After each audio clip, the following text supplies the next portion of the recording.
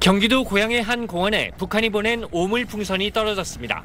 근데 경찰서가 와서 뭔 일인가 그랬더니 풍선이 떨어져 있더라고. 경찰서가 오더니 소방관들도 와 계시고. 정부가 어제 6년 만에 대북 확성기 방송을 재개한 뒤 2시간쯤 지나 북한이 네 번째로 오물 풍선을 살포한 겁니다. 합참은 310여 개의 오물 풍선이 식별됐다며 바람 방향이 맞지 않아 상당수는 북쪽으로 날아간 것으로 보인다고 밝혔습니다. 북한은 이어 김여정 담화를 통해 대북전단 살포 행위와 확성기 방송 도발을 병행해 나선다면 새로운 대응을 목격하게 될 거라고 경고했습니다. 새로운 대응의 구체적인 내용은 밝히지 않았지만 쉴 새 없이 휴지를 주워 담아야 하는 곤혹이 대한민국의 일상이 될 것이라고 주장했습니다. 군은 어제 확성기 방송의 추가 실시 여부는 전적으로 북한에 달려있다고 경고했고 북한이 다시 오물 풍선을 보낸 만큼 오늘도 확성기 방송을 할 것으로 예상됐습니다. 하지만 전략적 유연성을 발휘해 상황을 관리할 필요성이 있다며 방송을 하지 않았습니다. 전략적, 작전적 상황을 고려해서 융통성 있게 작전을 시행합니다. 정부는 북한이 김여정 담화에서 수위 조절을 하고 있다고 판단하는 것으로 알려졌습니다. 김여정 담화는 기존과 약간 수사적 위협의 수준이 차이가 있던 것으로 알고 있고요. 북한이 전방 지역에 대남 방송용 확성기를 설치하는 동향도 파악됐지만 아직 방송은 없는 상태입니다. 네, 안전시 북한 전문 기자 나와 있습니다. 방금 리포트에서 이제 정부는 북한이 수위 조절을 하고 있다, 그렇게 지금 판단하고 있다는 건데 실제로 그렇게 봐야 됩니까? 이 북한 반응을 보면은요, 네. 두 가지 측면이 다 들어 있습니다. 먼저 우리 군이 어제 대북 확성기 방송을 다시 재개할지 여부는 전적으로 북한에 달려 있다 이렇게 경고를 했는데 경고를 하자마자 어제 또 오물풍선을 보냈거든요. 네. 그리고 또 김여정 담화를 보면 새로운 대응을 하겠다 이렇게 경고를 하고 있는 부분은 그래 한번 붙어보자 이렇게 강하게 나오는 메시지가 분명히 있다고 봐야 되고요. 반면에 이 김여정 담화를 보면 북한이 극도로 민감해하는 대북 확성기 방송에 대해서 뭐 이를테면 조준 타격을 하겠다라는 식의 강한 반응은 없습니다. 또 담화의 마지막 문장을 좀 보면은요.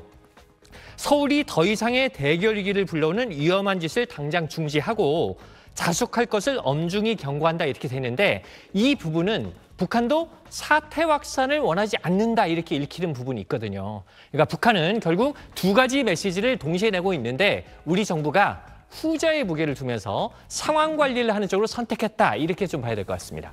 그러면 김여정 담화에 나왔던 그 새로운 대응이라는 건 어떤 걸 의미하는 겁니까? 이 담화 문맥으로 보면은요, 뭐 쉴 새 없이 휴지를 주워 담아야 한다라고 했으니까 오물 풍선을 더 많이 보내거나 아니면 풍선을 공중에서 터뜨리게 하면 오물이 이제 바닥에 막 흩어질 거 아닙니까? 이런 걸 통해서 우리 국민들을 좀 짜증나게 만들겠다 이런 측면이 있는 것 같고요.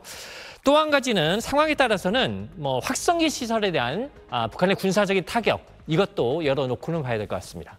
어쨌든 우리도 오늘 확성기 방송 안 한 거 보면 남과 북이 조금씩 자제하고 있다, 뭐 이런 분위기로도 읽히는데 그럼 앞으로는 좀 어떻게 흘러갈 걸로 보입니까? 이 지금 시점에서 중요한 건 이 북한의 다음 반응일 것 같아요. 우리가 일단 확성기 방송을 자제했기 때문이죠.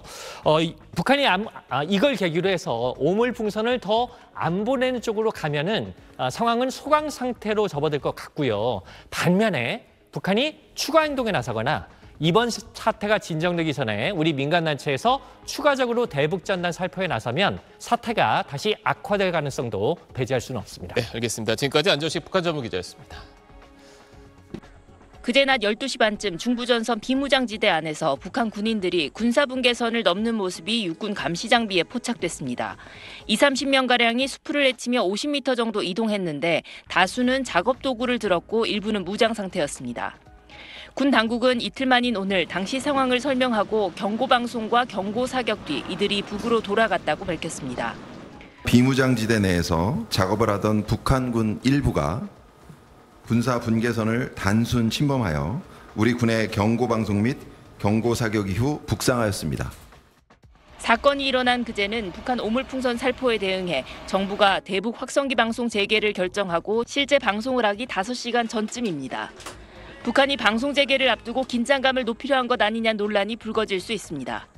군은 이에 대해 수풀이 우거져 군사분계선 표식이 잘 보이지 않았고 북한 군인들이 군사분계선에 근접하기 전부터 관측한 결과 작업을 하다 길을 잃은 것으로 판단했다고 설명했습니다.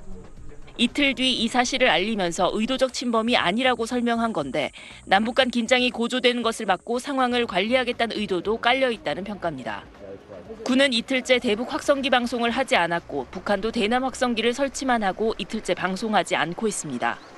통일부는 대북전단 살포단체와 면담을 조율 중인데 상황을 공유하는 차원이라며 살포 자제를 요청하진 않을 거라는 기존 입장입니다.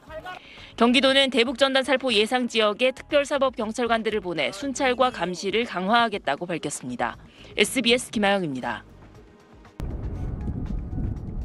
여러 나라가 보유하고 있는 흔한 공군 수송기처럼 보이지만 동체에 장착된 게틀링 기관포가 불을 뿜습니다.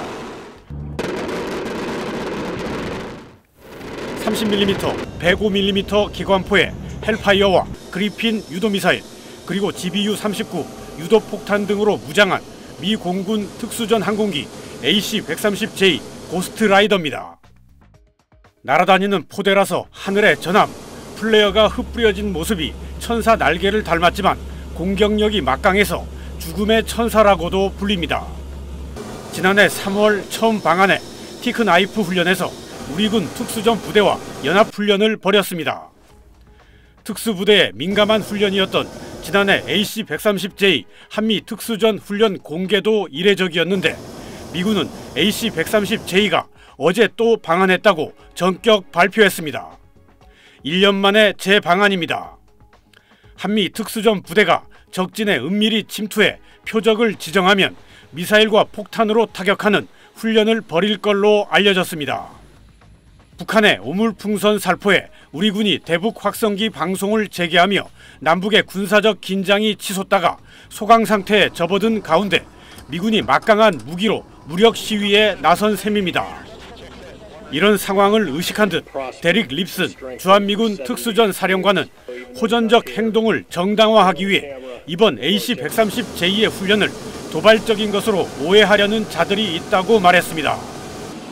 한미연합 AC-130J 특수전 훈련을 도발의 빌미로 삼지 말라는 대북 경고입니다.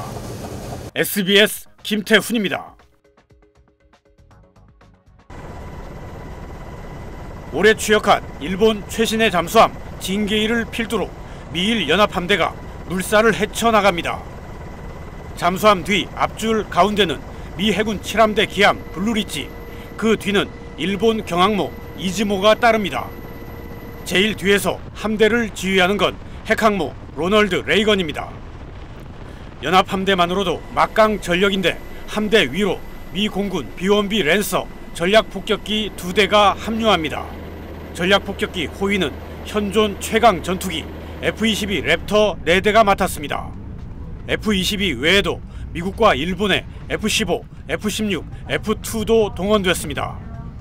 핵항모 전략폭격기 F-22 등 미군 전략 자산에 일본 자위대를 대표하는 경항모와 잠수함이 한자리에 모여 다국적 공격 전술을 가다듬는 용감한 방패 2024 훈련입니다. 북한의 3, 4차 오물풍선 살포가 벌어졌던 어제까지 엿새간 남중국해 등에서 실시됐습니다. 현재 동아시아에 파견된 또 다른 미 항모 시어도어 루스벨트도 용감한 방패 훈련에 나섰습니다. 루스벨트는 프랑스와 캐나다, 미국의 연합함대를 이끌었습니다. 미국, 일본의 레이건 연합함대와 미국, 프랑스, 캐나다의 루스벨트 연합함대가 폭격기와 스텔스 전투기를 이끌고 중국과 북한을 압박한 모양새입니다.